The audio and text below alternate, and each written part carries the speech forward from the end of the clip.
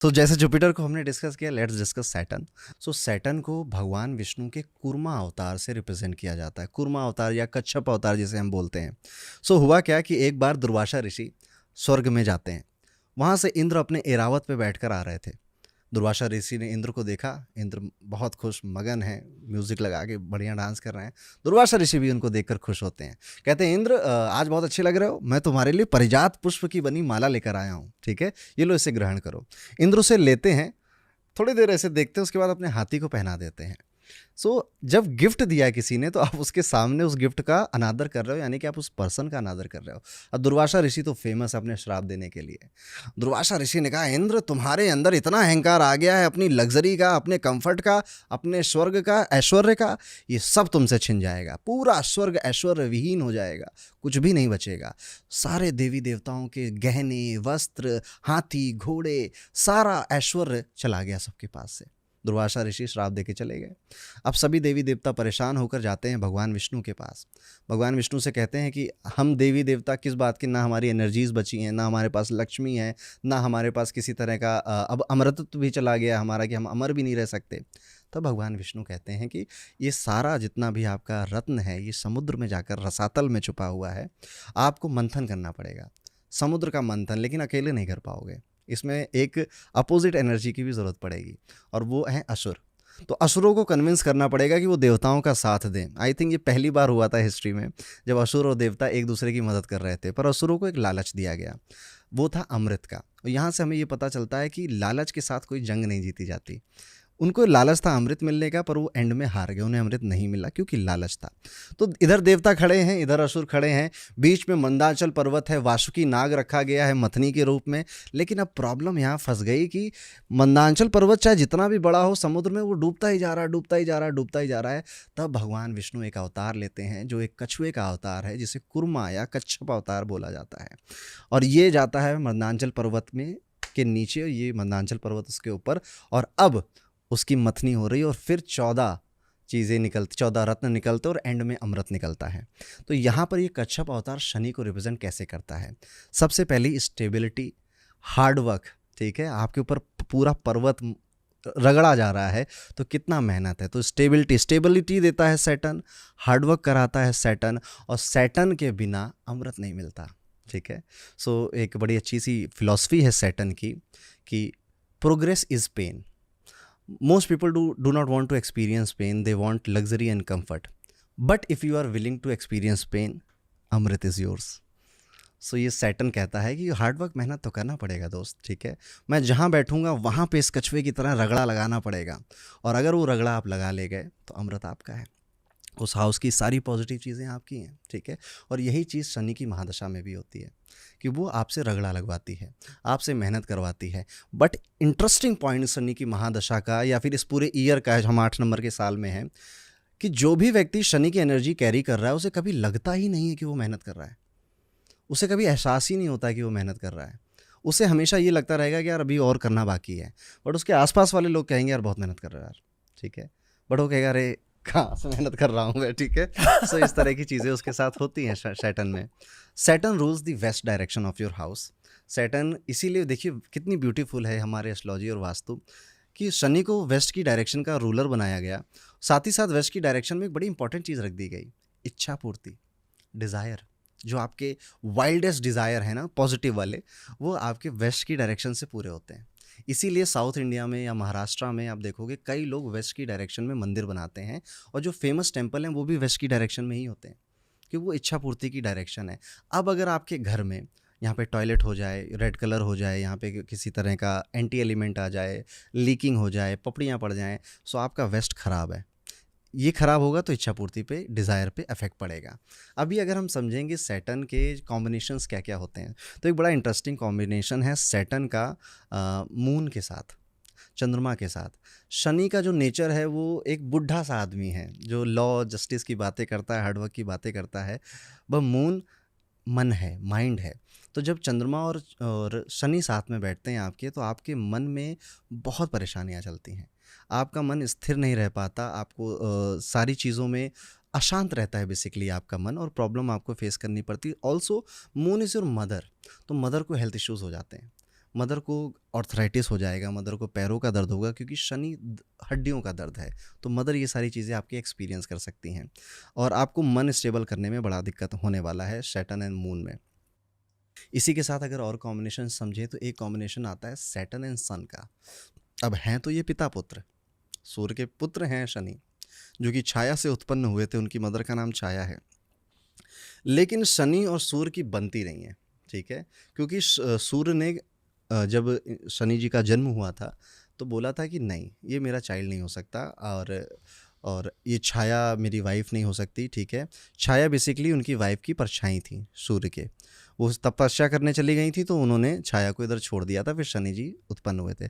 तो शनि जी को ये बड़ा गड़बड़ लगा कि मैं हूँ तो आपका ही बेटा, पर आपने मुझे रिकॉग्नाइज नहीं किया, तो इनकी बनती नहीं। अब जब भी आपको किसी के चार्ट में सैटर्न एंड सन दिखाई देगा, एक तो ये सेवक का कॉम्बिनेशन है कि ऐसा व्यक्ति लोगों को सर्व करना चाहता है।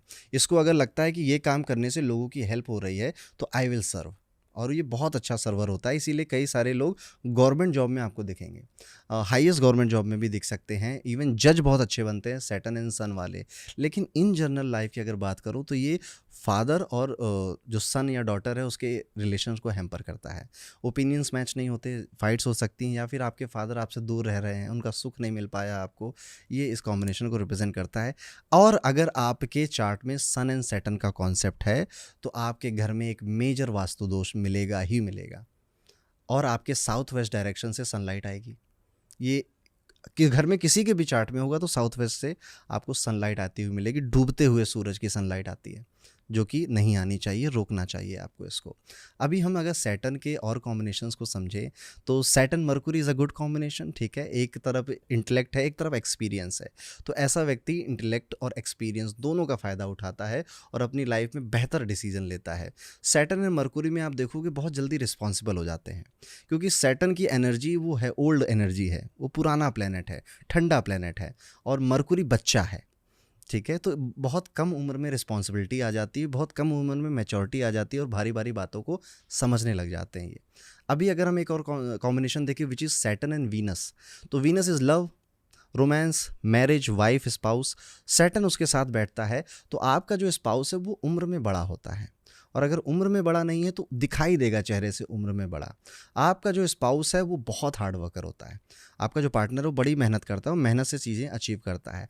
आपका स्पाउस खर्च करने से पहले प्रैक्टिकल माइंड सोचता है कि भाई क्यों लेना आईफोन 15 प्रो मैक्स जब मेरा काम वन प्लस से चल रहा है, तो खर्च करने में इस तरह की सोच रखता है। नेक्स्ट कॉम्बिनेशन अगर मूव करें सैटर्न एंड मार्स, ये दो पावरफुल एनर्जीज हैं। मार्स कहता है कि बताओ क्या करना है, ठीक है, अभी करके देता हूँ। सैटर्न कहता है कि नो रुको, पिछली बार ऐसा हुआ था तो अभी हमें इस अप्रोच के साथ नहीं जाना, हमें इस अप्रोच के साथ जाना। वो एक्सपीरियंस की नॉलेज है। मार्स एक बस्ट ऑफ एनर्जी है।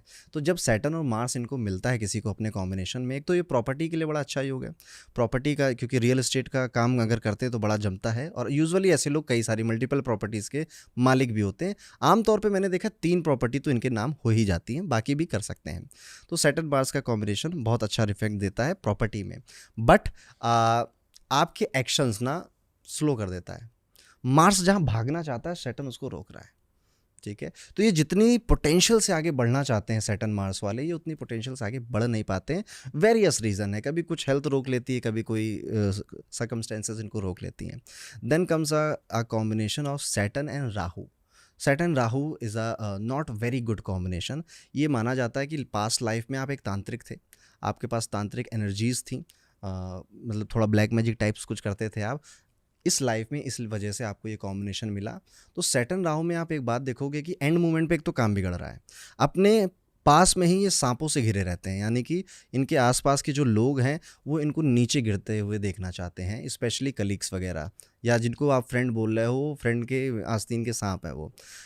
सैटर्न राहु वाला बहुत तेज़ी से ग्रो करता है अपनी लाइफ में, क्योंकि उसको पास राहु का एनर्जी आ गया है। इसके पास हार्डवर्क तो था ही, हार्डवर्क करेगा ये व्यक्ति, अब पर राहु का एनर्जी यानी जुगाड़ू भी है। अब ये अभी अपने हार्डवर्क और अपने जुगाड़ू माइंड के साथ बहुत तेज़ी से आगे बढ़ेगा लाइफ में, करियर पे बड़ी बड़ी पोजीशंस पे पहुंचेगा, बट इवेंचुअली किसी के डसने की वजह से, किसी की बैक बाइटिंग की वजह से गिरेगा भी। सैटर्न राहु कॉम्बिनेशन वाले व्यक्ति से लोग जेलस बहुत होते हैं, चिढ़ते, और विदाउट एनी रीज़न, सुंदर लग रहे हो तो हम जलेंगे तुमसे, ठीक है।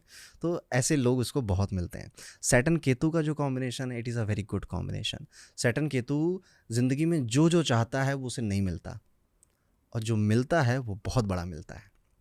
सैटर्न केतु सारी चीज़ें इत्तेफाक से होती हैं, किस्मत से होती हैं, क्योंकि सैटर्न जहाँ पर एक एक्सपीरियंस की नॉलेज है, केतु की जो एनर्जी है वो बियॉन्ड दिस यूनिवर्स है। वो उसको सब कुछ एक्सपीरियंस हो चुका है, वो मोक्ष वगैरह की बातें करता है। तो जब ये चीज़ें होती हैं तो केतु यहाँ पे कंट्रोल करता है कि रुको रुको रुको रुको, ठीक है। अभी तुम जो सोच रहे हो ना कि ये करने से अच्छा चलेगा, नहीं, ये नहीं करेंगे, ये एक्चुअली तुम्हारी लाइन ये है। तो केतु सर्कमस्टेंसेस बना देगा आपकी लाइफ में, सैटर्न केतु में, कि आप इधर से उधर भटक जाओगे। आपको लगेगा ये मेरा प्लान नहीं था, बट वो जब फ्रूटफुल होकर आएगा आपको लगेगा यही मेरा प्लान था।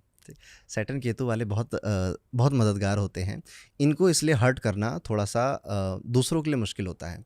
अगर आपके चार्ट में सैटर्न केतु है, मैं आपसे दुश्मनी करूंगा तो यूनिवर्स मेरा ही बुरा कर देगा, यार वो इतना अच्छा आदमी, तुमने इसका बुरा क्यों किया, ठीक है। तो सैटर्न केतु की एनर्जी इस तरह से काम करती है। जैसे मैंने आपको जुपिटर केतु में बोला था, ये लोग आशीर्वाद देते हैं लग जाता है।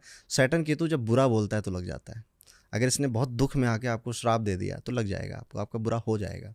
यूजुअली ये लोग देते नहीं हैं, यूजुअली काम डाउन रहते हैं। तो ये सैटर्न की एनर्जी है। सैटर्न की फिलॉसफी मैंने आपको बताई, प्रोग्रेस इज पेन, वही फिलॉसफी पे ये काम करता है। लाल किताब शनि के लिए बोलती है कि आपके चाचा हैं, आपके ताऊ जी हैं। तो आपका रिलेशन अगर आपके चाचा ताऊ जी के साथ ठीक ठीक है, आप उनसे जलते नहीं हो, तो Saturn is good in your horoscope. या आपको बहुत ज़्यादा उनसे मतलब नहीं, मतलब किसी तरह से उनका नुकसान नहीं पहुंचा रहे हो आप, योर सैटर्न इज गुड, ठीक है। वाह, ये हैक है, चीट कोड। यस, ये चीट कोड है। चाचा ताऊ या आपके जो फादर के मेल सिबलिंग्स हैं वो सैटर्न रिप्रेजेंट करता है। डैम। मामा नहीं, मामा वो मम्मी मॉम क्या, के साइड। माम के साइड आ गया, वो केतु है, मामा केतु है।